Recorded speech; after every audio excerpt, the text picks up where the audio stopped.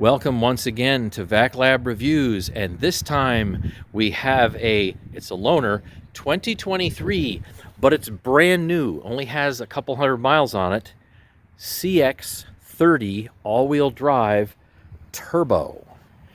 And it's in that lovely gray color that my wife actually likes. Now there's colored grays out there too that looks kind of bluish. I'm not so thrilled about that. If you're going to go gray, go all the way gray. So, like I said, this just has a couple hundred miles on it. So everything is brand spanking new. Bridgestone Turanzas. And let's see, we have Treadwear. This is a long life tire. Treadwear 480. That's long life. That's up there. Typical might be Treadwear 300 or so. Traction A and temperature. I got to turn the camera. Temperature A, and they are 215 55 R18s, 95 H rated. So the 95 is the weight rating of the tire, which is on there somewhere, and the H means 130 miles an hour. So if you see something says V, that's for 149 150 miles an hour. And we're going to have wildly varying lighting today here in February. Sun just came out behind the clouds, so we're going to have some extra glare. So as I mentioned, this vehicle barely has any miles on it. It is the loaner that we have for my wife's dark blue CX-5, and we've been driving it, just a few miles from yesterday. It is a subcompact SUV. It is definitely smaller than the 5 or the 50. There's a version of these things where it's like, say, CX-3, so to speak, and then CX-30, CX-5, well, it's Mazda 3, right? But 30, and then you have a 5, and then you have a 50, and so on and so forth. You had a 9 and a 90, so you follow the pattern. In case you weren't aware, this is a joint venture between Mazda and Toyota. So it's, I guess, mostly Mazda with some Toyota tweaks, I suppose you could call it. And this has, I'm not sure exactly which subversion this is. It is the turbo. I said I gotta show you this. So previously in the 5s, you go and have like a rubber button right here. Well, the button for this one to unlock, you could just grab it, of course, but it's right here. And it's not so much a button, it's touch sensitive. That's it. It doesn't push in or anything like that, and there's no rubber. So there's lock, unlock. Whoop, come on. I got the key in my pocket. Get in there. Oh, and this has, got to show you this. I'll show you more in a minute. So if you can see that amongst all the glare, you've got the cameras.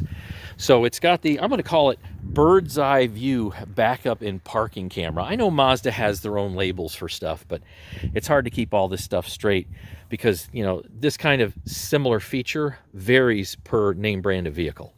You have the Bose stereo. It's got the subwoofer in the spare tire, and the tweeter is right here. It's a little bit different than in the 5 where they put it in the pillar. And this is kind of similar. Now, as far as the windows and adjusting the mirrors, what's so interesting about this is, see the angle that is? So many vehicles, the angle is perfectly horizontal. It's flat. This one is actually tilted up. And you'll see that in a standard Mazda 3. I kind of like that. I do. Because it makes things a little easier to reach. So that's good. And this has, well, it does have the memory seats, but it doesn't put the memory anywhere down here. Although it has, up, down, left, right, tilt, that kind of thing. Here's your lumbar support. That'll make the, kind of pillow here go out and in. But your memory for the seats is right here. There, see where that is? Full, auto wipe and auto lights. See, it's got the little A. Can I get in there where I see that? All right, there we go. So yes, you got a little A here and a little A here. That's great. Here is the dash. Let's see, can I turn that on? You've got start, stop in a typical place. Poink.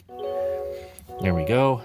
And I bet the radio's gonna come on. And there we go. Okay, gotta turn the radio off. And let's turn that on one more. There we go, that's the fun. That's what it looks like. You have the, I think Mazda calls it like frameless mirror, simply because, well, it doesn't have a thick type of a bezel around it, but this does have the home link. The buttons are underneath right here, rather than being on the front. I don't care one way or another. Some people will like it, some people will dislike it. Let's take a look at the rest of the interior. Here's center console. If you have like a Mazda 3 from 2019 and newer, I believe, then you're familiar with this. There's the cup holders, okay? And they are in front of the shifter. CX-5 has them behind the shifter. You know, we've gotten used to it. I can deal with it either place, but I probably prefer to have them in the front. Doesn't appear to have wireless charging up in here. No indication of that. I've had that before. And I think this is type of a cool type of center console. So this, I'm going to squeeze, and then I will shift it backwards. You can do something with that there. You can also squeeze again and then lift up. Little compartment divider. You've got some USB. It's kind of hard to get the right angle here. A couple of USBs in here. You've got I think that's probably what you put your map card in. Is that?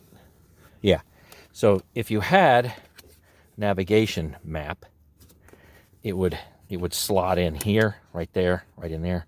I know I can't really show you that well, unfortunately. Sorry about that. And then you got your 12-volt output right here. And then if I wanted to close that, clunk. There we go. This is like a multicolored interior. If this looks a little brownish to you, your eyes aren't going crazy. That's actually what it is. But the seats are, well, black. I mean, it's kind of a lighter black. It's not a super dark black. See the color difference? That's somewhat unexpected. But then look at the dash. Let me get in here. So it's this weird multicolored pattern. This right here is black, but this right here is brown. And this right here is white. You know, well, or I guess cream. So I like the way this particular screen sits. You know why? Because it's not obnoxious, it's not stupidly large, and it's not way up where it blocks your view. See where I am? See the top of this? It's about even with the hood. So it does not block your view. I really don't like big obnoxious screens that block your view. That's my thing. Maybe it's not your thing, but it's my thing. So we got some vents here. There you go, up, down, left, right. Same thing on the other side. I don't have my normal selfie stick with me, so I'm going to be a little more awkward than normal. And let's see. Coming over here, big swath of leather. And now let's take a look at the roof cluster, I suppose. You have all your idiot lights here letting you know no seatbelt on, no seatbelt on, no seatbelt on. That's right, 3 seat belts in the back. You can, this is a subcompact car. You can only put 3 small rear ends in the back if you put 3. 2 normal sized people, more or less, is okay. You've got your various lights here. See, they're already on. You can turn, you can force them to be all off, you know, have them all on, that kind of thing. I mean, the door's open right now, so it's not going to respond quite right. Here's your, you know, up, down, back and forth, that kind of thing. And if I was like this, glasses case, but it doesn't fit glasses that's abnormally large, just standard size glasses, no more than that. Let's see. Yeah, there's a little bit of light for the vanity mirror. Oh, and you can put like a parking ticket, you know, right here. Well, no, I meant the good kind of parking ticket, not the bad kind of parking ticket. Although you could put the bad type of ticket in here as well. But, you know, you can slide a little piece of paper in here, open this up. There you go. Here I am. And then the light comes on. Okay. Again, all this is pretty typical for people who've had Mazda 3s. Let's see. Let's take a look at the venting here. Right in the passenger seat. Now, we have a little shelf right here. Kind of forgot about that. So it's right here where I'm touching. So, yes, the glove box is split in half, top to bottom. So there's a little shelf right there. I thought that was kind of interesting. Oh, you can see some of the plastic is right there, still on the door handle. And you can see where the speakers are when you close the door. There you go. Seatbelt height adjusters, that's really typical these days. You know, I remember days where even luxury cars didn't have that.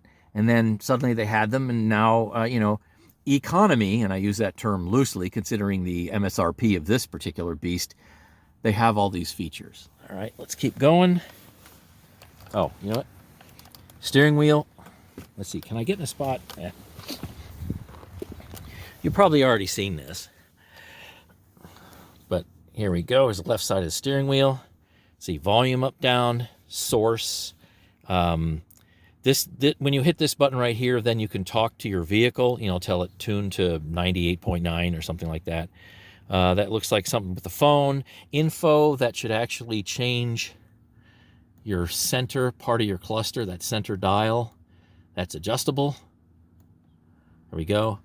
This does have the 2.5 liter engine, 4-cylinder, 6-speed automatic. And let's see, further over, cruise control controls, you know, how close or how far away do you want to have, you know, your following distance with the next vehicle. When you put it on automatic cruise, it'll automatically hit the brakes and hit the gas, so to speak, to keep you a certain distance. That's handy. And I think it has 4 positions. Here's your cruise control set. And then, oh yeah.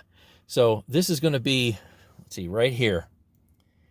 I believe this one is lane correction. So if you have this on, the steering wheel, if for some reason you're going straight and you don't go straight enough, and let's say, well, whether the cruise is on or whether your hands are on the wheel, that wheel can actually correct. And in some cases, it can be a little surprising. And then this is, I think, cruise control on over there. I think that's main on and off. But if this does the lane keep assist, there we go. There's a buzzword for you.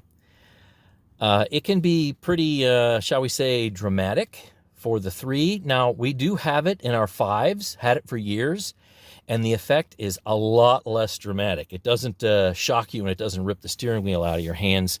In previous 3s we've had, this is rather dramatic. It corrects very smartly, shall we say. All right. There's the pedals, business end. Oh, let's see, these seats. These seats are definitely the sports seats. They are heated. They're not air conditioned. And let me tell you, I was riding in this last night for the first time, and they are supportive. I'll tell you that. However, they are stiff. Now, some of it, you know, is they're stiff because, you know, nobody's sat in them just yet. However, the material is not that thick. That's just the way it is. These are not the super ultra thick puffy seats. I mean, you can even see a little bit of, you know, how thick they are right here. It looks like they might be thick. When you go sit in them, yeah, there's not a lot of give. There really isn't. All right, let's go into the back seats, and I need to open it up again. All the way up. Push the button. There we go. Hopefully that gets everything. Okay, back seats. All right, now I think I have the front seat adjusted for me, and I'm like 5'9" on a good day with the wind blowing in the right direction. This is a subcompact, and I have about that much knee room. That's it. That's all. It's a subcompact, and now that I'm sitting in the back seats, oh man, they are hard as a rock. They are. Oh, you know, the center part right here has more give than the seat does. Yeah. You do have, let's see, some vents back here and a flow control. There's what the door card looks like. You definitely have some storage, but it's not a whole lot. Let me go over here. Let me go this one. So you can put something that's probably small in here. You know, 16 ounce or 20 ounce or something like that probably can fit, but something really large or girthy, it won't make it. There's speakers. There we go. And here you can see how to adjust the headrests. So up, and there you go, and back down. And I only have one hand here. Let me see if I can do this. So let's see, push and down. There we go. And that comes down. The seats are comfortable, but they are stiff. So I don't know how many people would want to take a long trip in them. And the back seats, oh, that's stiff. And you know, I'm looking at headroom back here. Let me see. I don't know if you're going to be able to see me or not. But there. I have very little headroom. There, I have about that much headroom. So, 1.5 inches.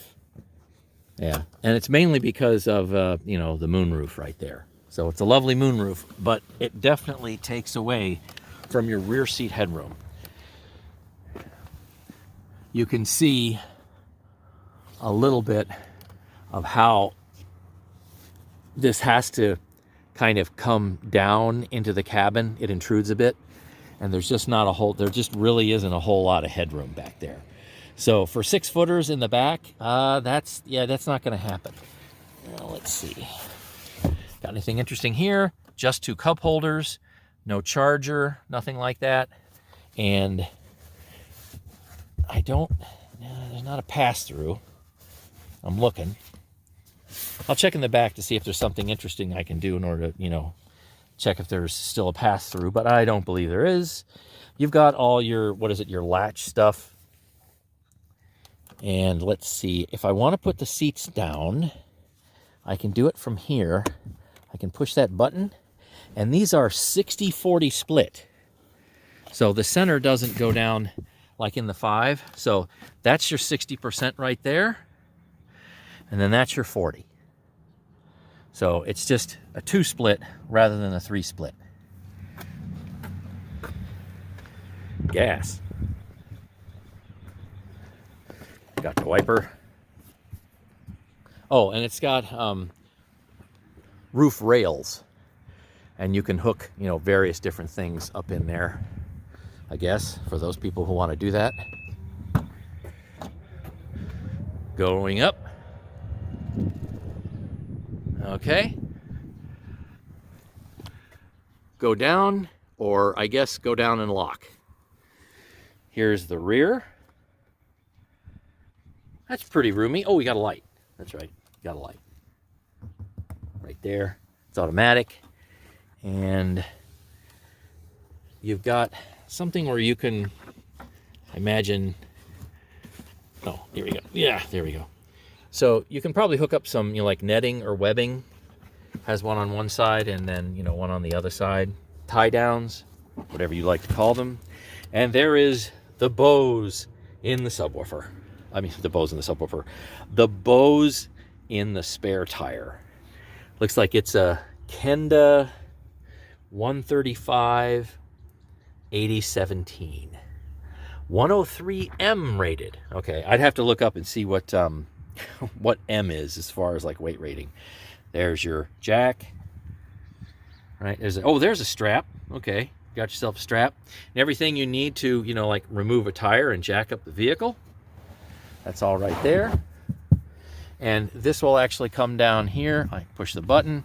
Now I notice back here, I do not see, so I see a speaker, and I see a speaker, or it looks like a speaker anyway. And that's everything. So the seats will go flat if I went and, you know, put them a little, put the front seats a little further forward. The rear seats will indeed fold flat, as this one does. That's where my wife sat. I put my seat a little further back. So you do have a lot of room. I mean, let's face it. That's the advantage of having a hatch. You have a lot of lateral room and a lot of vertical room. All right. Let's push the button. Going down, and you have a little handle. You can grab it. That's nice. Oh, let's see. Have a good look at the, the dirty rear end. It's pretty sharp looking. I do like it. But unfortunately, it's dirty. So we just picked it up last night. Here's the other door. Let's see. All right, that's good. And come on up, up, and thunk. All right. You know, one of the issues, so here's the hatch, right? So here I am. You see how little view you have from, the center to the top? There's not a very good view out the back, especially when you're using rear view mirror. And if you were to go and take these headrests and put them up, let's face it, if you had all three of these headrests up, you would have almost no rear view at all. Here's a little light. So regular mats, it's regular cloth mats. We have the pocket, just one pocket. Driver's seat pocket in the back, nope. Passenger pocket, yep, there's one. Okay. Here's the passenger side. CX-30. These cloth mats are nice. I do really like them. But if you need the all-weather mats, which I've dealt with both, you use the mats that you need at the time you need them. And now you can really see the two-tone interior there. That really pops.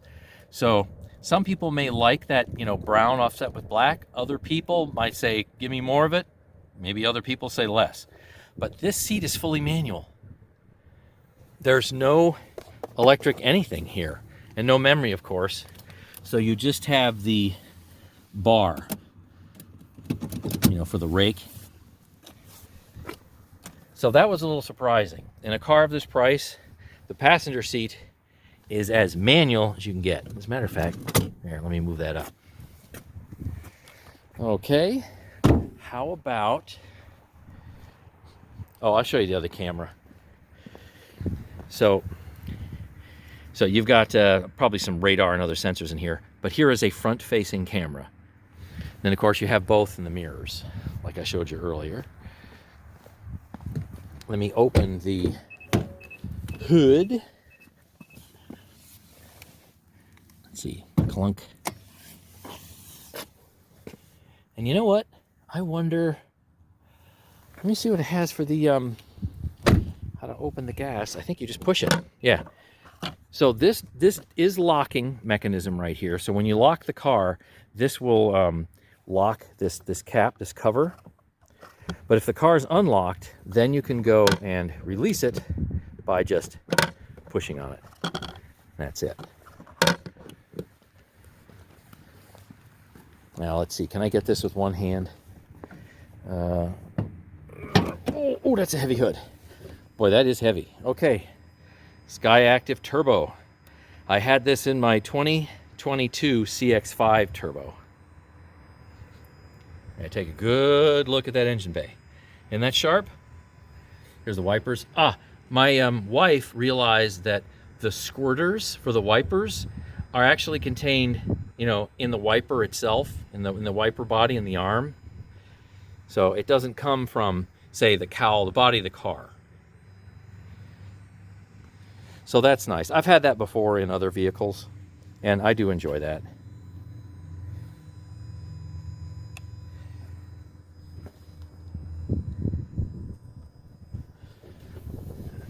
Take a peek.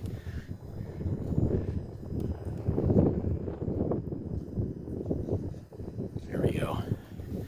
US EPA stuff. Ooh. Okay.